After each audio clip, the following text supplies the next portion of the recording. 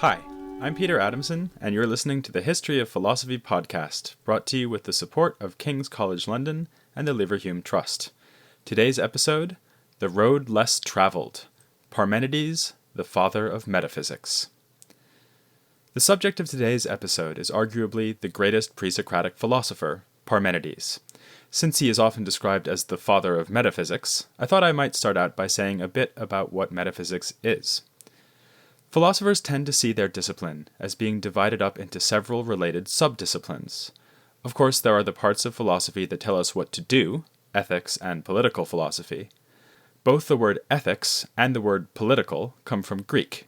In ancient Greek, ethos means custom or character, and politike means, well, political, because polis means city. The other two main areas of philosophy are epistemology and metaphysics, and guess where these words come from? Yes, ancient Greek. Epistemology is from episteme, meaning knowledge, and so epistemology is the study of knowledge. For instance, epistemologists want to know what the difference is between knowledge and mere belief, or whether it is possible to know anything at all. Metaphysics is a bit stranger in its etymology. It really means after physics, and many later ancient and medieval philosophers took it that metaphysics is quite literally the discipline one studies after studying physics. You graduate from studying the physical world to studying the metaphysical world of immaterial things like God. Another possible derivation for the word is that Aristotle's book on metaphysics came to be called that because it was studied, or just placed on the shelf, after his books about physics. In any case, the science of metaphysics is first explicitly marked out by Aristotle in his book of that title, even though it's not a title he gave it. Aristotle calls metaphysics first philosophy, first not because it is the first one you would study, but because it is the most fundamental philosophical inquiry. He tells us that what metaphysics studies is being.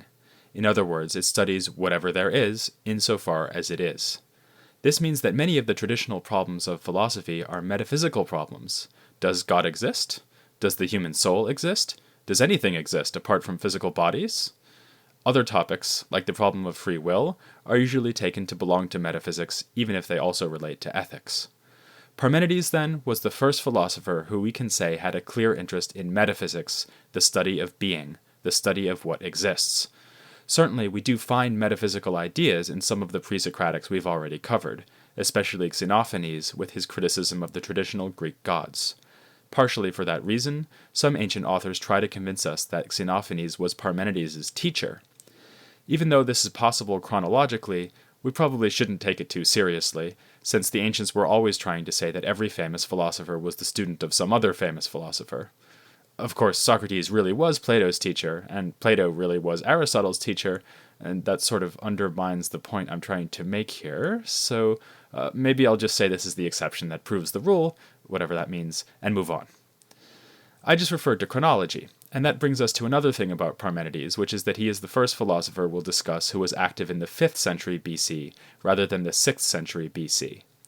Plato wrote a dialogue which depicts an older Parmenides meeting a young Socrates in Athens. That, again, is probably something we shouldn't take too seriously, but unless Plato is really messing with the chronology, it means that Parmenides would have been a teenager when the 5th century began. The 5th century was going to be a time of upheaval for the Greeks, what with the Persians trying to invade mainland Greece on more than one occasion, and the two alliances led by Athens and Sparta facing off in the Peloponnesian War, which raged towards the end of the century. But it was going to be a good time for Greek philosophy and science.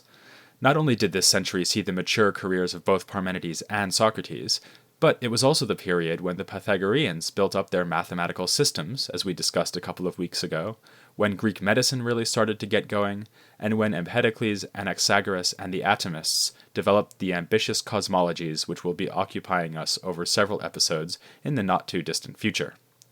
This century of philosophy ended with a bang 1 year late, when Socrates was put to death by the Athenians in 399 BC. By the way, that's a good date to remember, if you're the kind of person who likes to remember dates. 399 BC, the death of Socrates. Given the chaos and war that was gripping mainland Greece and the domination of Ionia by client kings of the Persians, it's perhaps unsurprising that in the 5th century BC, a lot of the philosophical action is further west, in Italy and Sicily, although even these places were dragged into the conflict between Athens and Sparta in the later part of the century. Parmenides and his pupil Zeno were from Elea in Italy, and as we've already seen, Italy was also strongly associated with the Pythagoreans. Empedocles was born and active in Sicily. Anaxagoras, admittedly, is an exception, since he was from Ionia, like most of the philosophers we've looked at thus far. From there, Anaxagoras came to Socrates' city, Athens. In any case, Parmenides was securely identified with his city of Elea, and his followers were often called the Eleatics. When Plato created a character in one of his dialogues to represent the Parmenidean approach to philosophy, he called him the Eleatic stranger. But it's hard to get much stranger than the original philosophy of Parmenides himself. Indeed, it's very striking that when metaphysics really gets going in the hexameter poem written by Parmenides, the first thing it offers is a radical revision of everything you and I think about reality. According to Parmenides, everything that exists is one. Nothing ever changes or moves. Multiplicity of every sort is an illusion, whether it be the multiplicity of different objects, different colors, or different events happening at different times.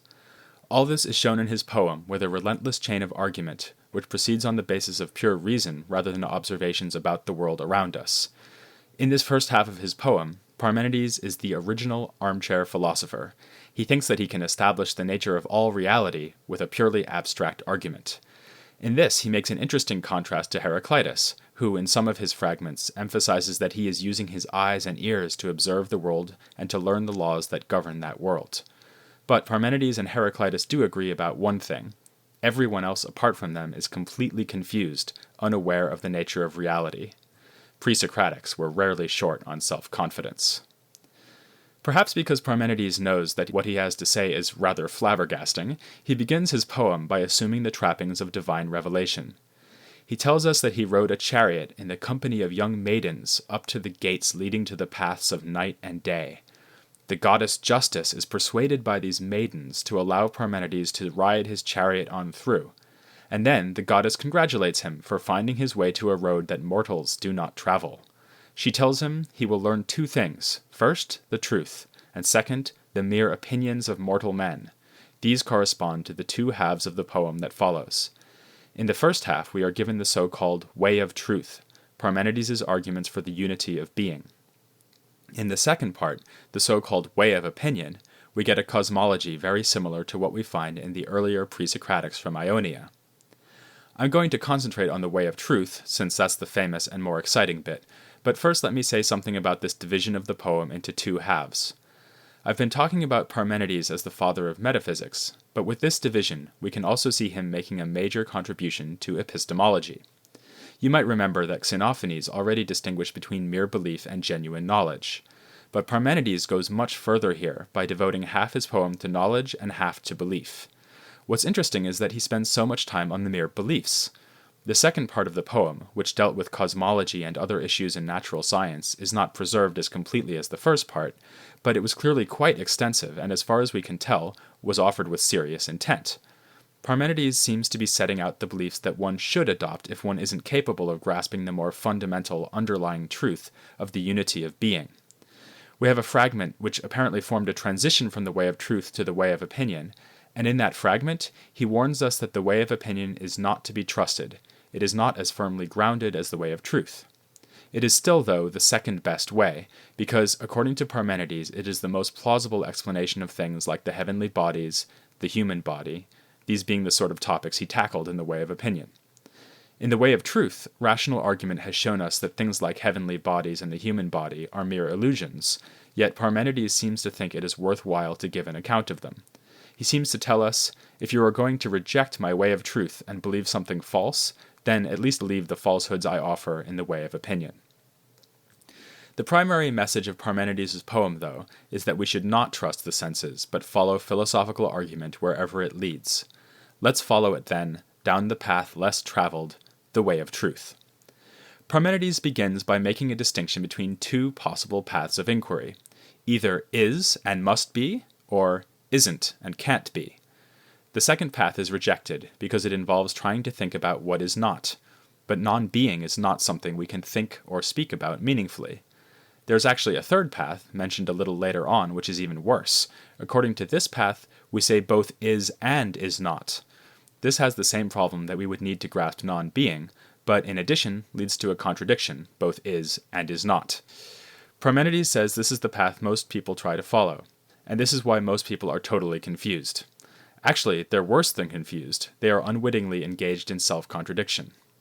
It's at about this point that most readers begin to suspect that they haven't the foggiest notion what Parmenides is talking about. Is and must be? Isn't and can't be? What is and what isn't?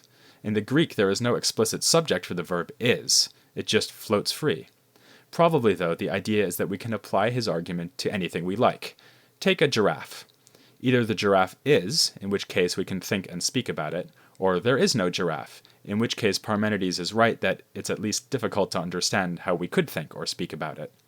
He seems right again when he says that the worst approach would be to say that the giraffe both is and is not. Thus, the path recommended to us is the path no one has yet taken, until Parmenides passes through those gates, to allow only being, while completely avoiding any attempt to think about or refer to non-being. Once we head off down this path, we find ourselves in unfamiliar territory. For starters, Parmenides points out that being cannot begin to be. After all, it would have to start being after there is no being, but non-being is something we promise not to contemplate. Nor can being be destroyed for the same reason. It would have to change into non-being. Parmenides infers from this that change is in fact impossible. If there were change, whatever changes would have to go from non-being to being, or being to non-being. Since in either direction we would have the involvement of non-being, this is impossible. Now, I know what you're thinking. Not all change involves creation and destruction. I can change a giraffe without killing it, for example by painting it blue, if I could get it to hold still for long enough. So that's a change that doesn't involve non-being. Parmenides, though, would beg to differ, either because the blue of the painted giraffe replaces the non-being of blue in the giraffe, or what amounts to the same thing, because the blue giraffe comes to be after there is no blue giraffe. The same kind of argument will work for any supposed change, or even any supposed difference between one thing and another. To contrast our blue giraffe to a giraffe that is not blue, we would need to use the banned concept of non-being. So we can think of this as an argument for the unity of being over time. Being isn't one thing at one time and another thing at a later time because it can't change. And furthermore, being must have unity at any one given time, because if there were variety in it, then one part of it would be different from another. And we just saw that you need to think of non-being to grasp the notion of difference. Parmenides gives a further argument for the unity of being at one and the same time. He points out that if being were divided up, it would need to have gaps or divisions in it. These gaps or divisions would, of course, consist of non-being, because they are different from being. So being is also continuous. Any part of it will be just the same as any other part. Now obviously it's starting to sound like Parmenides is not talking about giraffes, and not only because they were thin on the ground in ancient Italy. In fact, it's almost impossible to imagine this being that Parmenides is talking about until he compares it to a sphere. He says that it is spherical because it must have some kind of limit or determination. This is maybe the most puzzling passage in The Way of Truth, against the admittedly strong competition offered by every other passage in The Way of Truth. For one thing, if being is a sphere, won't there be non-being outside the sphere, the non-being we aren't allowed to think or speak of? For this and other reasons, some interpreters want to see this idea that being is spherical as a kind of metaphor.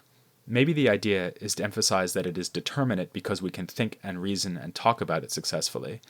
But he may mean it more literally, and be thinking that it is a sphere because it must be some shape, and the sphere is the most perfect shape. Shades of Pythagoreanism here, perhaps?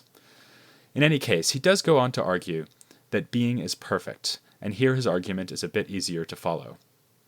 Being must be perfect, because if it were not, it would lack something that it could have, and in that case it would contain some kind of non-being, namely the absence of whatever is lacking. Well, let's take stock. The passages I've just discussed represent the core argument of Parmenides' Way of Truth, which has come down to us pretty much in its entirety. This is, incidentally, thanks to a commentator on Aristotle named Simplicius, who wrote a good 1,000 years later. He remarked that Parmenides' poem was hard to get hold of in his day, so that it was worth copying out at length into his commentary. He's also a major source for the other pre-Socratics, so let's take a moment to be thankful to good old Simplicius. In any case, we have these extensive fragments from the Way of Truth, and what they show is that Parmenides was offering a rational deduction. He starts from a basic principle that you can have is, but you can't have is not, and then proceeds to explore the consequences, whatever they might be. Whatever we make of his argument, this is a real quantum leap in the history of philosophy. Parmenides is not just offering rational explanations of what he can see around him, though he goes on to do that in the Way of Opinion.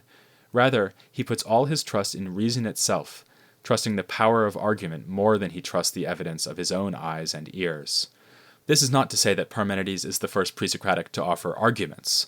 In the episode of Thales, I suggested that even he may already have had arguments for his views on water and the claim that everything is full of gods, and last week's guest M.M. McCabe convinced me, at least, that Heraclitus's fragments are implicitly arguments aimed at his readers. Nonetheless, Parmenides does represent something new. He tries to settle an abstract philosophical issue, the nature of being itself, with an explicit and complex deductive argument. But, as you might expect, not many people have been persuaded by Parmenides' argument that all reality is nothing but a single unchanging sphere.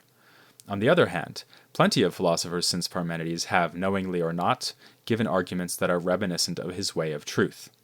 For instance, the argument for the perfection of being reappears in the medieval period as a way of trying to understand the perfection of God. And certainly Plato and Aristotle take Parmenides very seriously. Aristotle, for instance, devotes considerable energy to explaining how change is after all possible, despite Parmenides' point that it would involve non-being. Closer to Parmenides himself were his immediate followers, the Eleatics. They worked hard to defend the astonishing conclusions of their master.